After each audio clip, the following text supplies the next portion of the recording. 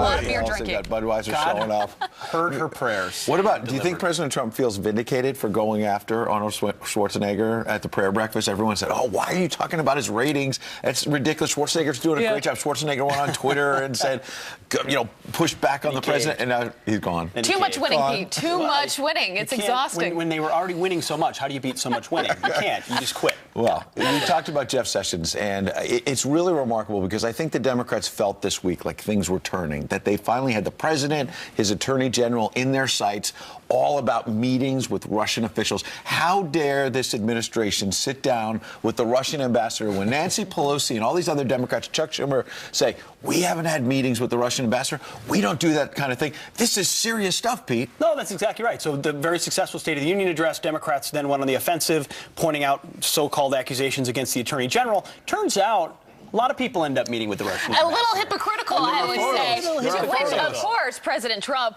jumps all over this one on Twitter, as he normally does. He tweeted this to Schumer, said, we should start an immediate investigation into Senator Chuck Schumer and his ties to Russia and Putin. A total hypocrite. Indeed. Yeah, look at the donut. They're having coffee and I love donuts. this photo, by the way. They look so happy. They're like at a New York deli, I assume, right? This is years ago. Hey, I'm just saying, I'm just looking at the photo there, but they look pretty cozy. I don't know. Are they just friends? Are they conspiring? I don't know. You don't just have coffee and donuts with just anybody. What questions are being raised? You don't even ask me to get coffee and donuts, Pete. We're not that close You said you were buying coffee today, though, right? I am buying everyone coffee today. I don't want to stop the flow. But then Nancy Pelosi as well. Yeah. Not just Chuck Schumer. Yeah, because she was saying, this is outrageous. How could they have all these meetings with the Russian ambassador? And a reporter actually asked her at a news conference this week whether she had ever met with a Russian ambassador. And she said, no. And listen to that sound. Here's what she said. You've been in Congress a little bit, and you're in leadership. Have you ever met with a Russian ambassador? I'm not with this Russian ambassador, no. But is there anything wrong? I mean, is it normal to meet with ambassadors, or what? Help us understand the process. Oh. Wait, can we replay that? Can we replay that? The mental pause of like, have I? No, I've never met. What about this ambassador? No, I've never met with this. Oh, wait, actually, she did. And that's why the president tweeted a second time, not just at Schumer, but this picture with Nancy Pelosi and the current Russian ambassador. I hereby demand, the president said, a second investigation after Schumer of Pelosi for her close ties to Russia and lying about it. I love I hereby demand, by the way. No, I mean, the other one with the total hypocrite on Schumer, listen, investigation or no investigation, he's simply pointing out the double standard that exists. The fact that, hey, folks meet with the ambassadors all the time, just like my people did. You're making it conspiracy. What about them? Yeah, well, this is exactly why the president tweets. Because he has to get out his side of the story. Yeah. And this is a huge part of this whole debate that's going on. I think it's to the point now where Democrats are looking a little bit, maybe a lot of it, desperate. Still bitter from losing the campaign, but desperate in the fact that they are so quick to jump the gun on something like this. So this all broke a couple days ago with Jeff Sessions. We didn't know what happened there. We didn't know what ultimately would come of it. But they jumped so quickly on the fact that he needs to resign. He needs to get out of office. That's true. You're right. That's what was really ridiculous, because it was not just recuse, which was a reasonable request. And Jeff Sessions ended up doing it, saying, of course, I was a big part of the campaign, the first senator to endorse Donald Trump, so I should not be the person overseeing this big investigation. Easy. So he steps aside there. But the idea that he's going to resign after a couple of weeks on the job, because remember, Democrats also were dragging their feet on even letting Jeff Sessions, be confirmed. And so here we are at this point. Look, I think the stakes are still enormous for this administration. Let's not forget about Michael Flynn. General Flynn is gone. That's why they jump he lied to the vice president. And that's why they jump on it so quickly, is because there's legitimate questions. There have been some legitimate questions, but there have been no facts or no details or no collaboration with anything that's ever happened between the Russians and the campaign. But these meetings, they happen all the time. It wasn't just, of course, as we now see. It wasn't just Chuck Schumer. There's a list of a bunch of Democrats that have met with the Russian ambassador. Well, the best, actually, even before Pelosi and Schumer, was when this really started, the first day of this firestorm with Jeff Sessions, it was Claire McCaskill. Remember, senator from Missouri. I haven't met with him. Went on Twitter. I haven't met with that ambassador. And here's a long list of Democratic lawmakers who met with the same Russian ambassador. Turns out Claire McCaskill did. There were photos. Then she ends up tweeting, well, with 140 characters, I couldn't fully explain the story. I mean, this story so why did you even get involved? It just keeps getting better. And the other point, by the way, this same Russian ambassador, current Russian ambassador, was in the Obama White House, meeting with various officials more than 20 times. 22 times. 22 times. In the White House log. So we should point out, that doesn't prove there was corruption in the Obama White House with the Russian ambassador. It just means the ambassador is an ambassador. But He's doing his job. That's exactly Diplomatic relations. That's He's reaching out. Speaker of the House, Paul Ryan, he had an exclusive last night with our own Brett Baer on Special Report, and he said that very same thing. Watch this. We meet with ambassadors constantly as members of Congress. That's their job, is to come and meet with members of Congress and express their interests, their concerns, especially with people on foreign policy committees like Armed Services Committee or the Foreign Relations Committee.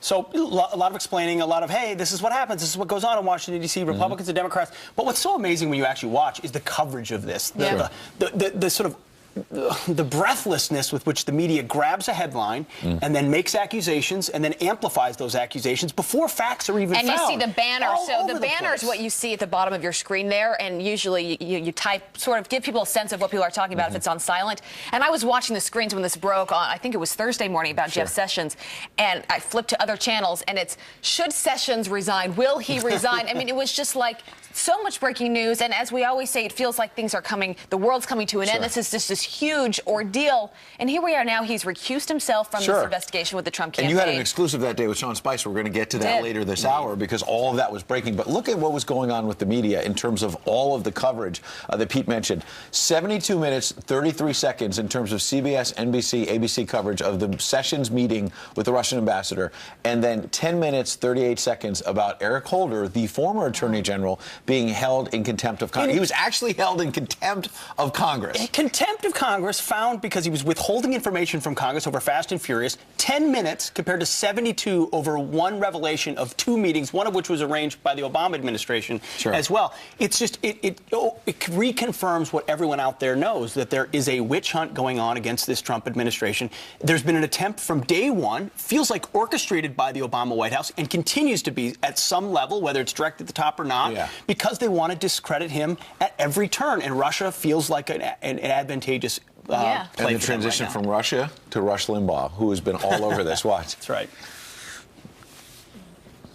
We're watching a silent coup that was put in place by Obama and the Democrats during the transition and before, even after the election. What is happening here is a full-fledged effort here to deny Trump the actual control of governing, of the government, by leaving so many Obama career people appointed, by going so slowly on confirming Trump's cabinet appointees. I'm telling you, if you want to find out who's really working together to sabotage the United States, you find the link between Barack Obama, Vladimir Putin, and the Russian government. That's the story.